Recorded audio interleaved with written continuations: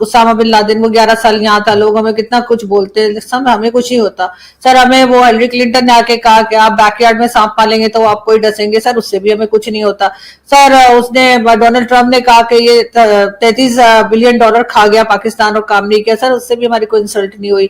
Sir Joe Biden ने जितने दिन रहा, कभी मजाल है कि कोई फोन पाकिस्तान में कर लिया हो, चाहे इमरान खान हो या कोई भी प्राइम मिनिस्टर हो, सर हमारी इंसल्ट नहीं होती। हमें भारत ने अभी एशिया कप में कहा कि जी हम इनके साथ हाथ नहीं मिलाएंगे, हम इनके साथ खेलना नहीं चाहते। सर होना तो ये चाहिए था, जब फर्स्ट मैच में हाथ नहीं मिलाया गया था, शेक हैंड नहीं हुआ था, हमारी गैरत को जाग जाना चाहिए था। लेकिन सर हमारी गैरत मुझे लगता है मर चुकी है, सोई नहीं है, वरना जाग गई होती। आज आप देख लीजिए 78 ईयर्स में हमारी क्या हालत हो गई है। और उसके बाद कंपैरिजन छोड़ दीजिए कि भारत में क्या हो रहा है और पाकिस्तान में क्या हो रहा है। आप सिर्फ ये देखिए कि 78 ईयर्स में 50% से ज्यादा लोग हमारे पॉवर्टी लाइन के नीचे जा चुके हैं, लेकिन किसी को कोई परवाह नहीं है। ये पार्लियामेंट भी एक तरह से पपिट है, जैसे इमरान खान को कहा जाता था कि ये इलेक्टेड प्राइम मिनिस्टर नहीं सिलेक्टेड प्राइम मिनिस्टर है, वही हालत इस वक्त शहबाज शरीफ साहब की है। जो बलूचिस्तान में लोग रोज के हिसाब से लाशें उठा रहे हैं, केपीके में रोज डेड बॉडीज उठाई जा रही हैं, इसी तरीके से वहां पर भी जुल्म हो रहा है सर पीओके में या आजाद कश्मीर में। उस बारे में हमारे प्राइम मिनिस्टर कुछ नहीं कहेंगे। हाँ, फलस्तीन के साथ खड़े हैं, कश्मीर के साथ खड़े हैं, यानी जम्मू कश्मीर में लोग जो है वहां खड़े हैं, और पता नहीं कहां दुनिया के दूसरे कोने में कुछ हो रहा होगा वहां खड़े होंगे, लेकिन अपने लोगों के साथ खड़े नहीं होंगे। और उसके बाद जब कुछ कहा जाएगा तो सर आप कहेंगे कि आप बहुत बड़े नेशनलिस्ट हैं, आप बहुत बड़े पाकिस्तान के हमदर्द हैं, और अगर हम कुछ सी बात को कह रहे हैं कि जी ये चीज गलत है और सही होनी चाहिए, तो हम गद्दार हो जाएंगे, हम रॉ के एजेंट हो जाएंगे, हमें कुछ भी कह दिया जाएगा, हमारे साथ कुछ कोई भी सलूक कर दिया जाएगा। तो सर ये चीज तो नहीं चलेगी ना। अब दुनिया की आंखें खुल गई हैं, हमें हमारे बारे में पता लग गया है। यकीनन ये कहना चाहिए ब्लैक डे के तौर पे तो इस दिन को मनाना चाहिए पाकिस्तान को। तो ये मुख्तलिफ डेज पे कहते रहते हैं कि जी आज योम सियाह या ब्लैक डे है, मेरे ख्याल है ब्लैक डे पाकिस्तान का आज है। बहुत ही अफसोसनाक किस्म की इस वक्त सिचुएशन बनी हुई है। डॉक्टर साहब आपका ताल्लुक भी जो है एक तरह से अगर हम देखें तो लॉ के साथ है, आपको क्या लगता है कि इस किस्म के फैसले जो लाए गए और उसके बाद जो रेजिग्नेशन जजेस की तरफ से आ रहा है, वो आप उसको कैसे देखते हैं? देखिए आरजू जी, रेजिग्नेशन जैसा जो, और खासकर अगर जुडिशरी रेजिग्नेशन दे रही है तो ये बहुत ही डेंजरस समझ लीजिए सिचुएशन है।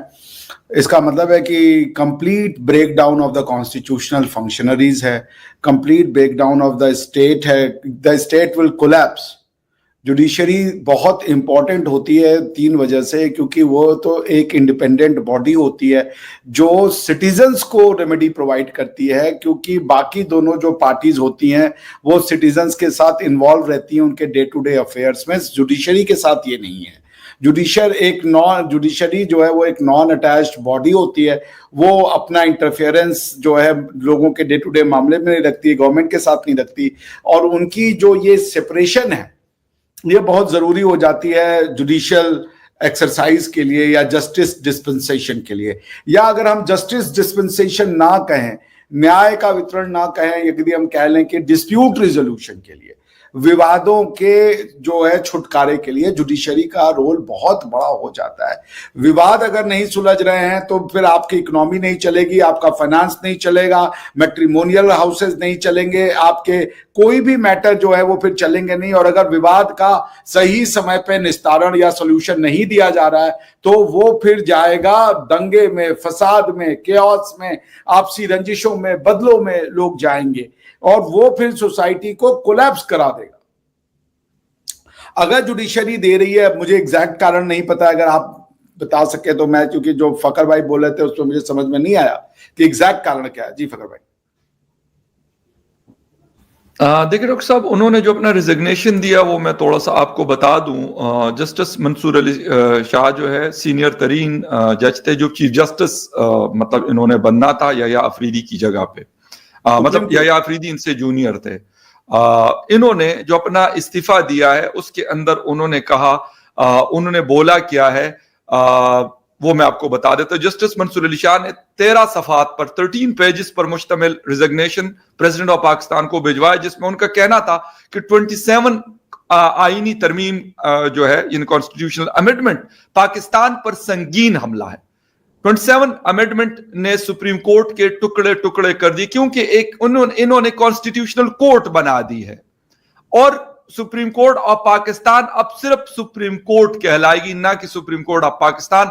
ये चीजें इन्होंने 10 तारीख को भी खत लिखा था और अब फिर लिखा है, और एक और जज ने भी आज जस्टिस सलाउद्दीन ने भी ये खत लिखा है या अफरीदी को एज ए चीफ जस्टिस, कि ये जो सिलसिला चल रहा है कि ये हम इन्फ्लुएंस हो रहे हैं, हमें इस तरीके से दबाव में लाने की कोशिश की जा रही है कि हम इनके मर्जी के फैसले दें। मसला ये आ रहा है कि आप जिसे कहते हैं ना कि जुडिशरी को कंट्रोल कर रहे हैं, और इस कॉन्स्टिट्यूशन के अंदर बिल्कुल ये चीजें हुई हैं। बहुत सारी अमेंडमेंट जो है वो जुडिशरी से रिलेटेड है, जिसके ऊपर इन लोगों ने ये एक एहतजाजन में कहूंगा कि इन्होंने जिसे कहते हैं कि जस्टिस थे दोनों, और ये रिजाइन कर चुके हैं सुप्रीम कोर्ट ऑफ पाकिस्तान से। अच्छा, तो मैं ये समझ रहा था कि मैं देख रहा था यहाँ पे कि one of the key suggestions to create new federal constitutional court alongside the supreme court. The constitutional court would handle petitions pertaining strictly to the interpretation of constitutional clauses। तो ठीक है, इसमें तो ऐसा कुछ मुझे प्रॉब्लमेटिक नहीं दिख रहा। देखिए, ऐसा मैं बता देता हूँ होता क्या है। जी, बोलना चाह रहे हैं आप कुछ फकर भाई? मैं ये कह रहा हूं सर कि एक्चुअली मसला ये नहीं है आपके कि पास वो आप अमेंडमेंट की कॉपी है क्या फकर भाई? अगर वो अमेंडमेंट की कॉपी मैं चेक कर लेता हूं, मैं आपको बता देता हूं। एक्चुअल जो चीज है सर वो ये हुआ है कि अदालत के पास एक इख्तियार होता था सुमोटो का, आर्टिकल 184। अकॉर्डिंग टू दैट ये होता था कि पब्लिक इंटरेस्ट में अगर कोई चीज ऐसी होती थी तो उसके ऊपर एक चीफ जस्टिस या फिर मतलब जो कोर्ट होती थी वो एक सुमोटो लेती थी। उस इख्तियार को इन्होंने इसलिए खत्म किया गया कि ये कहते हैं कि भाई इस सुमोटो की वजह से 2 प्राइम मिनिस्टर जो है वो घर भेजे गए। एक गिलानी साहब जो है अभी मतलब स्पीकर है हमारे, और दूसरे जो है सॉरी स्पीकर नहीं है, सेनेट के चेयरमैन है, और दूसरे जो हमारे हैं वो हैं मियां नवाज शरीफ साहब। 2015 या 16 में उनको घर भेजा गया था। तो इस वजह से इन्होंने कहा कि कॉन्स्टिट्यूशन के लिए अलग कोर्ट होनी चाहिए और बाकी मामलात के लिए अलग कोर्ट होनी चाहिए। तो सर मसला ये नहीं है ना कि आप सिस्टम को ठीक नहीं कर रहे हैं, आप कोर्ट्स के ऊपर कोर्ट, आपके पास फेडरल शरीयत कोर्ट भी है पाकिस्तान में, ठीक है, शरिया के हवाले से वो करती है। इसके साथ साथ फिर आपके इस्लामिक नजरियाती जो इस्लामिक आइडियोलॉजिकल सेंटर जो होता है, इस्लामी नजरियाती काउंसिल कहते हैं, एक वो भी है। तो मसला ये है कि चीजें तो आपके पास 200 किस्म की आपने खोली हुई है, लेकिन एक्चुअल जिस चीज की जरूरत है उस चीज की जरूरत है कि आप उन जजेस को लेके आ जाएं जो जिसे कहते हैं जो डिजर्व करते हैं, जो सीनियरिटी बेस पे वो चीफ जस्टिस बने, वो सुप्रीम कोर्ट के आकर जजेस बैठे। और दूसरी चीज उन्होंने कहा कि हम अब ट्रांसफर करवाएंगे। इन इस्लामाबाद हाई कोर्ट का जज जो है वो जाके सिब्बी में बैठे, सिब्बी का जज जो है वो जाके गोटकी में बैठे। सर ये बड़ी एक मुसीबत है, क्योंकि आप चाहते ये कि आपके कंट्रोल में रहे। तो जब आप कंट्रोल करना चाहेंगे तो आप उनके साथ जजेस के साथ ही करते हैं। जजेस को तो आपने इस तरीके से रखना है कि वो अवामी मुफाद के अंदर वो फैसले कर लें, ना कि ये चीजों के आप उनके साथ टसल शुरू कर दें। हाँ, हमारे यहां कंट्रोवर्शियल जजेस आए हैं, इसमें कोई शक नहीं है, लेकिन उसको ठीक करने के लिए आपने जिसे कहते हैं पूरी बस्ती को आग लगा दी, ये इशू है। नमस्कार, चैनल में आपका स्वागत है। आरजू काज़मी ने जो बोला सही बोला और सच बोला। किसी ना किसी को तो सच कबूलना पड़ेगा ही। वो कमर चीमा से हम उम्मीद नहीं कर सकते, पर आरजू काज़मी से कर सकते हैं। तो आपको ये वीडियो कैसा लगा?